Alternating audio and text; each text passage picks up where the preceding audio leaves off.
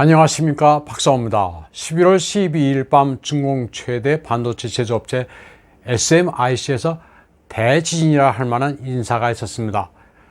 TSMC 출신의 장상희, 량멍송, 양광래가 이사 직위를 내려놓고 SMIC를 떠났습니다. 장상희는 부회장 집행이사, 이사회 전략회의 멤버입니다. 량멍송은 집행이사, 양광래는 독립이사로 모두 SMIC의 핵심 인력으로 타이완 사람들입니다. SMIC는 공고문을 통해 이 세 사람의 빈자리는 모두 중공 사람들로 대체된다고 밝혔습니다. 이 같은 SMIC의 인사는 업계는 물론이고 관리 감독 부문도 깜짝 놀라게 했습니다. 상하이 증권거래소도 긴급 서한을 보냈습니다. 그런데 이 긴급 서한의 내용은 알려지지 않고 있습니다. SMIC는 인사 변동은 관례적이라고 밝히고 있지만 세 사람이 한꺼번에 그만두자 주식시장은 크게 요동쳤습니다.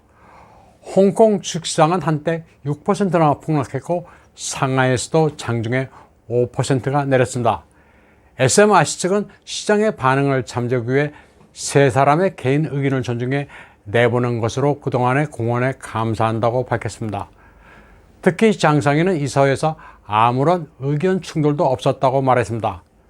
그러면서 그가 가족들과 더 많은 시간을 보내기 위해 그만뒀다고 밝혔습니다. 그런데 장상희는 지난해 12월 5일 SMIC의 영입으로 부회장이 된 인사로 아직 1년도 채 못 채운 상태입니다. 올해 75세인 장상희는 업계에서는 대부로 통합니다.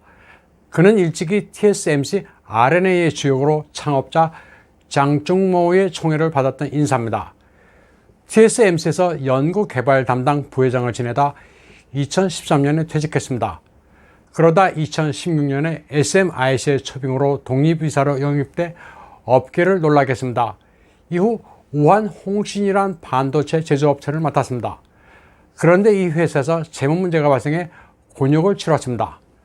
그러나 반도체에 대한 인연을 끊을 수가 없어 다시 SMIC로 영입돼 부회장을 맡게 됩니다. 반도체에 애착이 강했던 장상희가 그만둔 데 대해 여러 이야기가 나오고 있습니다.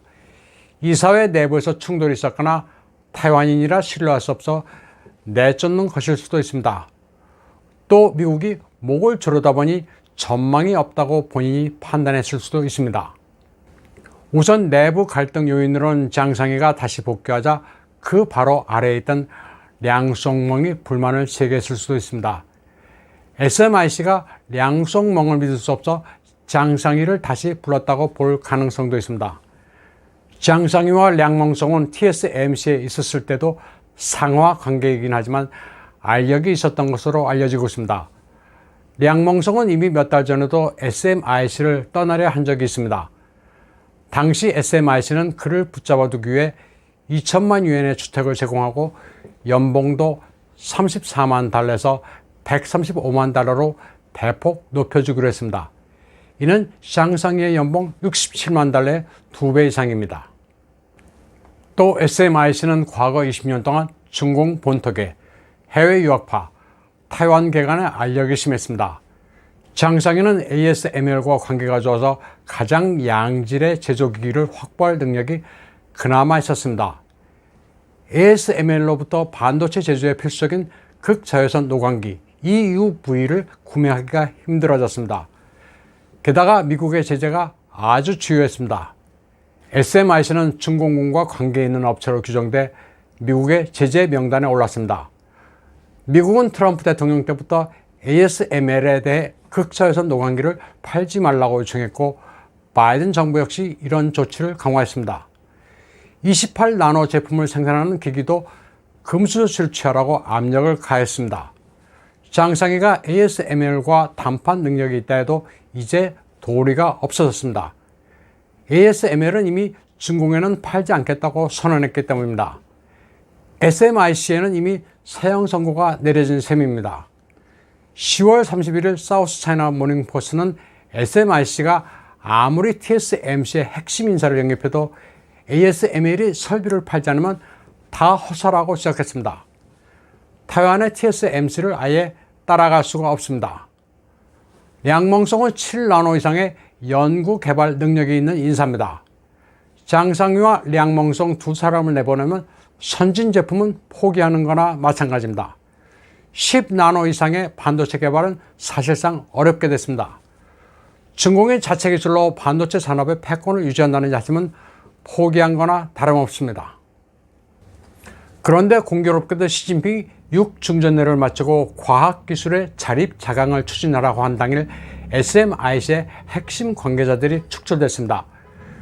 시진핑의 자립자강 발언과 SMIC의 타이완 출신 경영자 퇴출의 상관관계는 공식적으로 밝혀진 것은 없습니다. 다만 모든 첨단 기술에서 자립하라는 시진핑의 교시에 따라 SMIC가 이런 황당한 결정을 내렸을 가능성 역시 있다는 게 대체적인 관측입니다. 기술 패권을 둘러싼 미중 간 알력이 치열한 상황에서 있을 수 없는 상황이 벌어진 겁니다. 이를 두고 타이완 매체들은 시진핑이 모택동처럼 진강산에 들어가는 쇠국의 함정에 스스로 빠졌다고 이야기하고 있습니다.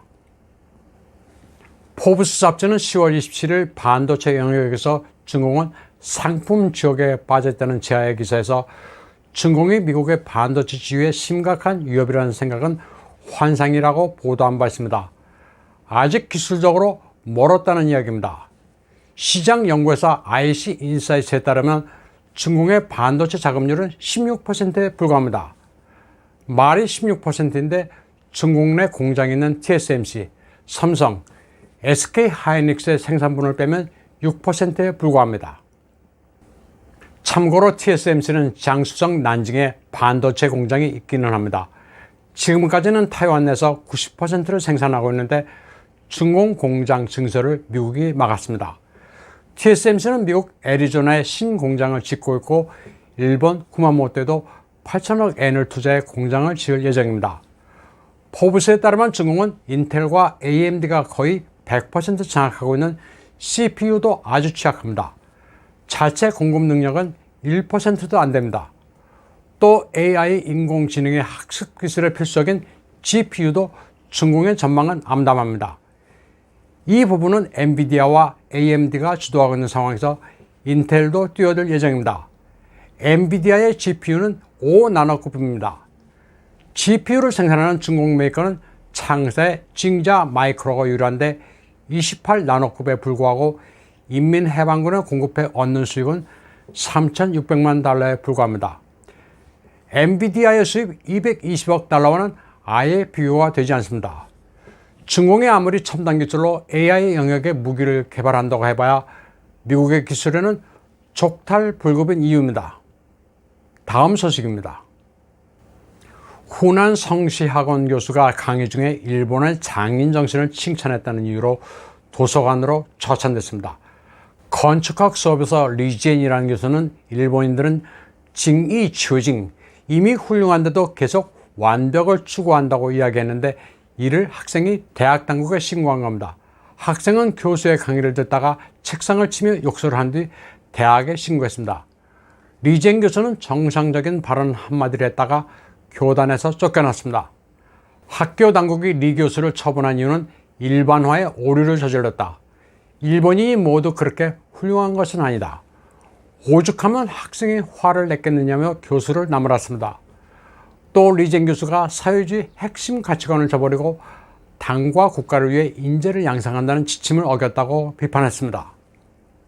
다음 소식입니다. 아베 신조 전 일본 총리가 타이완을 방문할 계획입니다. 스가 요시히데 내각에 이어 기시다 후미오 내각이 출범했지만 아베 전 총리의 영향력은 막강합니다. 그가 타이완을 방문하기로 한 데는 이유가 있습니다. 기시다 내각에서 외무대신으로 임명된 하야시 요시마사가 친중파로 기울 우려가 있어 이를 견제하기 위한 겁니다. 기시다가 하야시를 외무대신으로 임명하자 아베 신조 전 총리와 아소타로는 못마땅해 한 것으로 보도되고 있습니다. 하야시 요시마사는 일중 의원연맹을 지내 친중파로 인식되고 있습니다. 그래서 기시다가 그를 외무대신으로 기용하자 내각이 혹시 친중으로 기우는 것 아니냐는 우려도 나왔습니다. 하야시는 이런 우려를 불식시키려는 듯 자신은 지중파라면서 중공에 아부하지는 않겠다고 말했습니다. 그리고 중공에 대해 아는 게 전혀 모르는 것보다는 낫지 않냐고도 했습니다. 또 하야시 요시마사는 친중 인상을 벗어나기 위해 신장 우이구르 문제에 대해 공개적으로 비판도 했습니다. 그럼에도 불구하고 과거에 상당히 친중 성향이었던 하야시를 외무 대신으로 기용한 것은 위험한 인선이라는 얘기가 계속 나오고 있습니다. 기시다는 치유밀의 친미, 친타이완, 항중 노선을 지켜오고는 있지만 원래는 유합합니다. 반중 성향이 강한 방위 대신 기시 노부에 대해 중공이 불안감을 느낄 수 있다는 점을 감안해 기시다가 하야시를 외무 대신으로 기용한 것 아니냐는 관측도 나오고 있습니다. 아베는 타이완을 방문할 계획을 세우고 일본 타이완 의원 간담회 고문을 맡으려 하고 있습니다. 하야시가 과거처럼 친중으로 기울 가능성은 적지만 예방 차원에서 아베 신조 전 총리가 움직이고 있다는 게 대체적인 관측입니다. 오늘 방송은 여기까지 하겠습니다. 시청해주신 여러분 감사합니다.